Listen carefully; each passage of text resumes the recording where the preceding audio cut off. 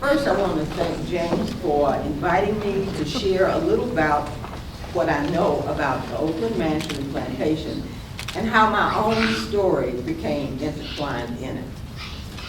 I'm just going to ask a couple of questions. How many of you have ever toured the museum or been here for another special occasion? Let me see. Oh, that's a good number there. Well, let me tell you a secret. For me, the first time I set foot on this property was at the age of 62. And I've lived in Murfreesboro my entire life. To be honest, the place never held much meaning for me other than a reminder that my ancestors had been enslaved here. And then it didn't help that the volunteers wore their antebellum costumes that reminded me of scenes from Gone with the Wind, which, by the way, I've never seen.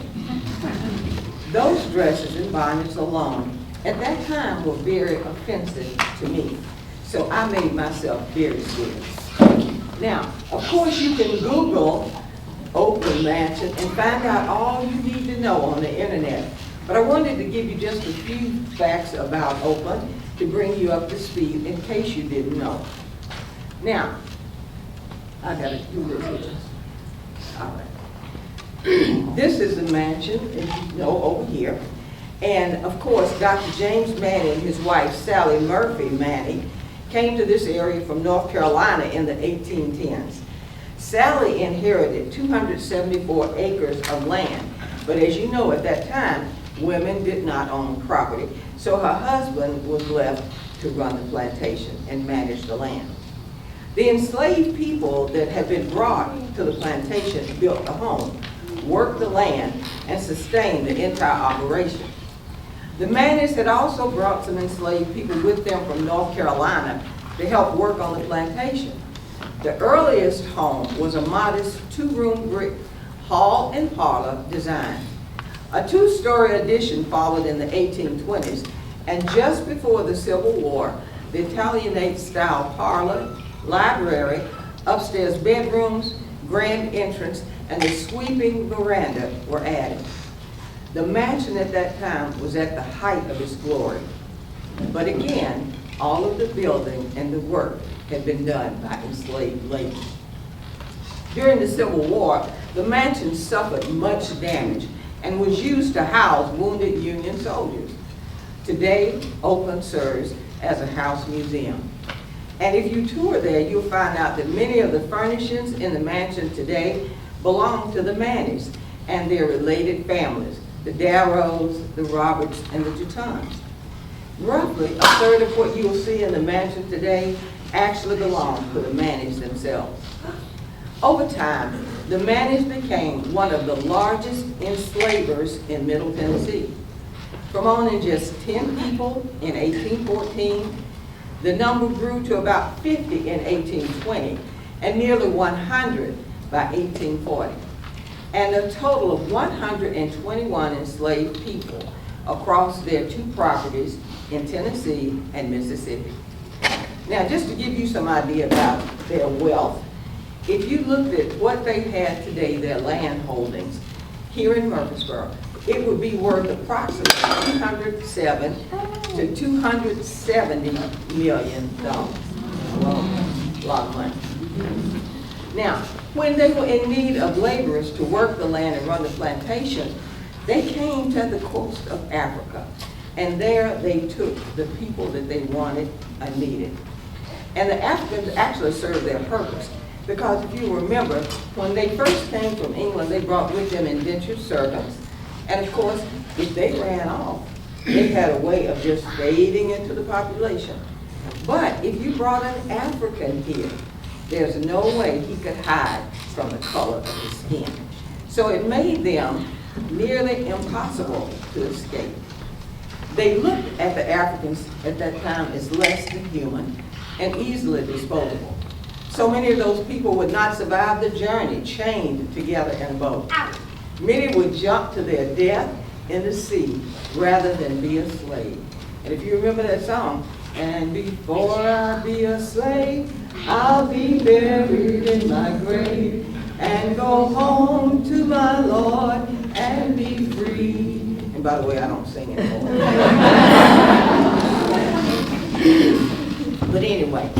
The captors unknowingly, thinking they had just brought native Africans, had actually captured royalty, doctors, lawyers, teachers, culinary and agricultural specialists, and people capable of being successful in all walks of life. Now, this had a story to tell, and I want you to know how I got into this, so just bear with me for a minute. My journey began innocently enough. When my oldest son, David, moved to Boston for grad school, I visited him often. And in our times together, he'd just randomly say, "Mom, tell me a story." And I said, "Tell you a story about what?" He said, "About you when you were a girl and what you did in the neighborhood." So I told him all of the stories I need, but I ran out. So then I began to share with him the stories that my grandmother and her sister had often told us. As a little girl, I was fascinated by the stories I heard the adults tell. You know how they want the kids to go outside and play, but you're sitting there trying to eavesdrop and catch up with them. Well, I often heard my grandmother and her sister proudly call themselves the Maney girls in the stories that they told. And I'm thinking, that didn't mean a lot to me. The only thing I knew about Maney at that time was the fact that we had Maney Avenue down here. But they told us also about their grandfather, David Maney, and how he had been the blacksmith on the Maney property. They told of several other African American families, including the Huddlestons, the Ropers, the Ellises, and the Hunters. And they had also been brought from North Carolina to Oakland. Now, my grandmother was very proud of the fact that they had their origins right here in Rutherford County. They weren't brought in. Now, if you'll notice, this says David and Lucy Maney. So let's go back and pick up the real story of David Maney. Unfortunately, there are no pictures of he nor his wife. We have no way of knowing whether he took the Maney name because he claimed kinship or he simply adopted the name of the family that had enslaved him. David was born around 1828 and he lived his early life enslaved by Louis Maney. After the Emancipation Proclamation in 1865, he had been enslaved for approximately 37 years. Just imagine what his earnings would have been if he had been employed as opposed to being enslaved. Well, in 1865, a skilled free man, which would have been him, was offered between $5 and $10 a week for salary, plus food and housing. But oftentimes, that was exploited. You know how you pay your $10 and your rent is $11. Okay, that kind of stuff. Now, if he had received his promise, 40 acres and a mule, he'd have been pretty well off, don't you think? Okay, during his enslavement, the money he would have earned in today's dollars was $94,000. So again, add in the land and the mule, and he would have been very well off. But because this never happened, this began to be the robbery of generational wealth for people of color. And people today just don't get why we ask for reparations. But our reparations are not only just, but they are deserved. Lucy made her transition to freedom in Murfreesboro. She was a housekeeper and she washed and ironed for a living. She was also featured in Leading Ladies of Rutherford County History, sponsored by Main Street Murfreesboro in 2020. My original ancestors were brought here from Nigeria. Now, when I look at the Nigerian people, none of them really look like me. How did I end up with this particular skin tone?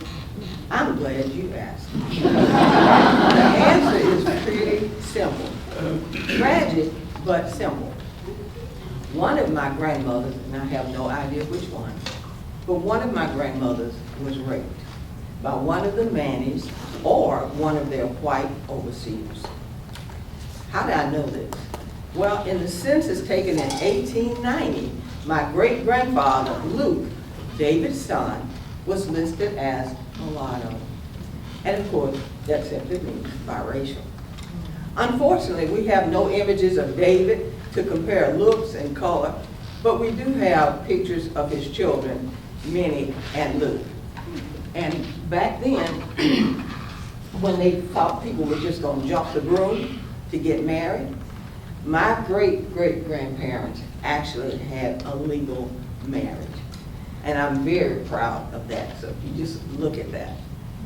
Okay.